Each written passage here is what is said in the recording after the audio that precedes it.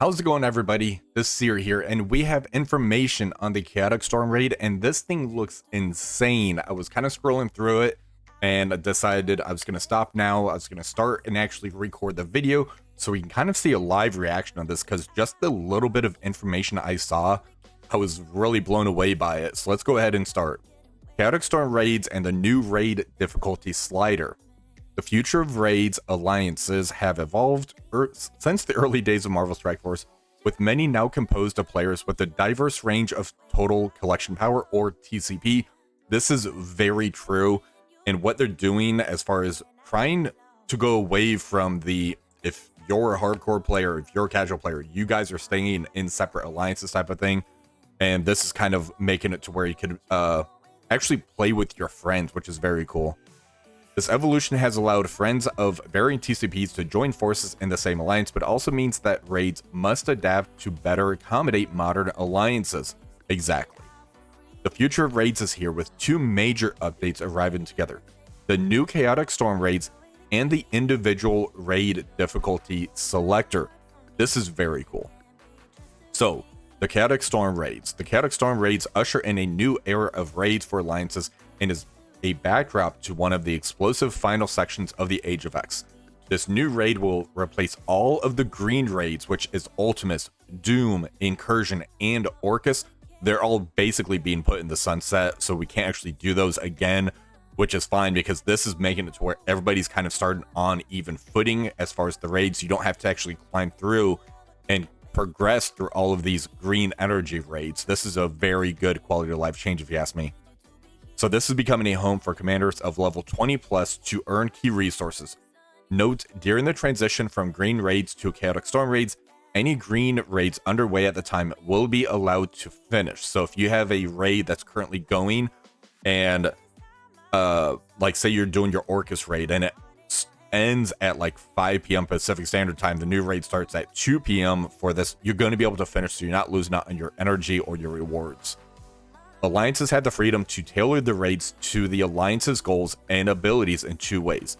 The first is the choice between the separate raids. So there's going to be two different raids: the Chaotic Storm raids and the Omega version of this. So what's the difference? The regular Chaotic Storm raid, this raid is ideal for new and mid-level alliances, along with those composed of varying TCP levels. So like if I'm at like about 200 million TCP, I have a friend that I got in the game, he got up to about 100 million TCP. 100 million gap, we can actually do this and be fine. So players can adjust each raid node to the difficulty level of their choosing using the individual raid difficulty slider, which we're going to discuss below. Now for the Omega, this is the raid of choice for competitive, highly organized, communicative alliances. Basically those kind of more raid first alliances. That's kind of what my alliance is.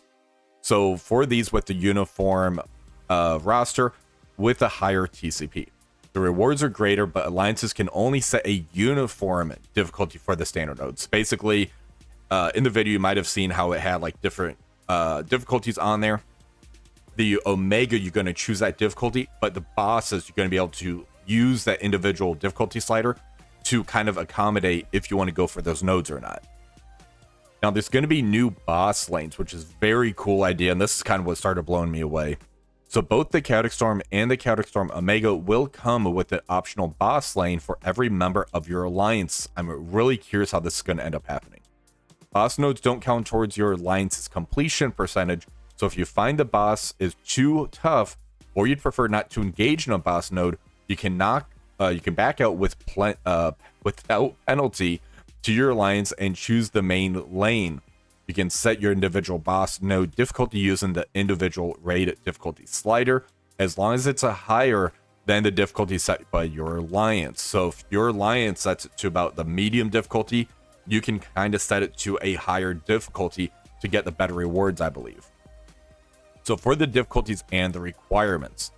So the Chaotic Storm raids have 5 difficulties in addition to the default. Here are the requirements. So the default, there's no restriction at all. Difficulty 1, only node trait restriction. So basically saying it's going to end up being like tech, bio, mutant, what we're used to. Difficulty 2, green level 5 ISO 8. Difficulty 3 is a blue level 3 ISO 8. And then it actually jumps up to purple 1 as opposed to blue 5, which is very interesting to me. Then difficulty 5 is going to be that purple 3 ISO 8, where we're kind of at for the top end for those purple ISOs. So do make sure if your alliance is pushing for this. I actually just took my hive mind up to that purple 3. So communicate with your alliance what your guys' expectations are, so that way everybody's on the same page for this. That's very important. So Agents of Chaos, overcome unique foes. This is amazing, by the way. It's very cool. I'm really curious how this is going to end up playing out. This is also how they're going to shut down some of these older teams, which makes sense, but it gives me a very interesting challenge to try to push on these. So lurking within the Chaotic Storm raids from difficulty 3 and above. So basically that blue 3 all the way up to the purple 3. Are powerful enemies with special abilities that will test your squads. The enemies are different for each trait restriction, so review the below enemies for each. Please note that these effects will only apply to the first attempt at the node. So if you end up wiping out and you kind of go back in with a heal, you're not going to have to deal with these effects on there. So that kind of tells me we're going to be stacking some of these nodes. So the bio node, we're going to be going against the Shadow King Chaos. So Shadow King Chaos is in this mission will attack first. He's going to end up applying a ability called Sidekick Scar to all players' side characters. And this is going to end up reducing the active healing of this character by 50%. This character cannot fill speed bar for any characters. This does not apply to speed bar gained through normal means. On the bio nodes, we end up using the Hive Mind team and add in Super Scroll. We kind of take Venom out, throw in Super Scroll in there. This means that Carnage and Super Scroll, they're not going to be getting that extra turn meter. So that's going to shut this down. The reduced healing on here as well, that's going to kind of shut them down. So they just made a mechanic on the boss node that's going to shut down that team. So this tells me that whatever this new bio raid team is going to end up being, I'm curious as far as how much healing they're going to end up doing, or are they going to be working off of barrier, a drain mechanic, something of that sort. And they're not going to be gaining turn meter as well through like how the Hive Mind currently does, or Super Scroll does. So that's very interesting on how they're going to shut them down. Let's look at the mutant node to see what we end up going against there. So the mutant node, we are going against Madeline Prior Chaos. So Madeline Prior Chaos in this mission will act first, and she will apply Cerebral Wound to all characters on this side. This is going to reduce the active healing of this character by 50%. So the characters that we use in the mutant nodes, we have Gambit that has like a drain effect. We have Forge that's the healer. We have Nightcrawler where he kind of gets pushed and gets the healing there. So they're really shutting down the healing portion of there. I'm actually surprised they're not throwing something on there where it's like you cannot gain charge, because the charge mechanic would end up shutting down characters like Cyclops, would shut down Sunspot, Gambit, even Nightcrawler. So I'm actually surprised they didn't do anything with a charge mechanic on there. The Mystic node, we should be fine on these because we have the Night Stalkers team, but we're going to be going against Emma Frost Chaos. Emma Frost Chaos in this mission will act first. She's going to end up applying Mind Fracture to all player side characters. This is going to reduce the active healing of this character by 50%. So again, they have a drain mechanic on there that's going to end up shutting down, or at least hurting, a lot of the drain that we currently use in those Mystic nodes. I'm curious if we're going to still use Mephisto in there, or if we're going to end up switching maybe over to Odin. He at least has a drain mechanic as well, and I think he might end up working better than Mephisto. We're going to have to see what enemies are on these nodes for this. The skill nodes. This one here, we have the Vigilante team that's coming. So for right now, the Spider Society is going to get shut down. We're going to transition over to the Vigilante team. Let's see what this does. So Jean Grey Chaos. Jean Grey Chaos in this mission will act first and apply Sidekick Backlash to all player side characters. Sidekick Backlash. Whenever an ally assists, which is the Spider Society, reduce the duration of all positive effects by 3. Get ripped. Oh my god, that just annihilates the Spider Society team. Because Peter B. Parker does the resist, and then that's going to reduce all the positive effects of this character and all their allies by 3. So the Spider Society team is going to have no positive effects on them. Okay, so that's going to be very interesting. So that's definitely going to be a sack there. The tech nodes is going to be Psylocke for the Chaos. Psylocke Chaos in this mission will act first and apply Mental Decay to all player side characters. Mental Decay, reduce the active healing. So yeah, it looks like they're all basically going to have the reduced healing on them. And then they have like usually an additional portion on there. I mean, the skill node doesn't have the reduced healing, but they really don't have like a heal. They have Hit Monkey that kind of gets their heal whenever the enemy takes a turn. Then Silver Sable has a heal on her. But they don't have like the assist mechanic on there. They do pump out a lot of vulnerables, a lot of negative effects and everything in the raids. So that's very interesting. All right, so Chaotic Storm rewards. Chaotic Storm will have more rewards in the nodes themselves than in the Alliance completion rewards to ensure low-level commanders in alliances that may not have 24 members or who may just want to play at their own pace can enjoy the rewards. This does not apply to Chaotic Storm Omega, as the bulk of the rewards will continue to be in the completion percentage of your alliance.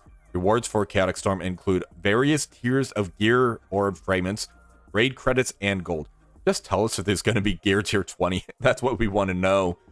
So basically what's going on here, the Chaotic Storm up here, everybody has their own lane. So it's basically you go in, there's 8 lanes, you pick a solo lane, you go through it, and then you kind of get your gear that way. So that way if you're in alliance where people on vacation a lot, you're playing casually, you can still progress, get the rewards that you want. The Chaotic Storm Omega, this one is going to be what you're used to currently. You'll end up getting that 40, 50, 70, 100%, whatever it is for the rewards. And then you get the rewards at the end of the payout. So that's kind of what they're doing here. Let's go back down. The new individual raid difficulty selector. We teased this feature back in our December preview blog, and here it is. The individual raid difficulty selector allows players to increase the individual difficulty and rewards on a node-by-node basis. This option is available in Chaotic Storm raids and boss nodes for Chaotic Storm Omega.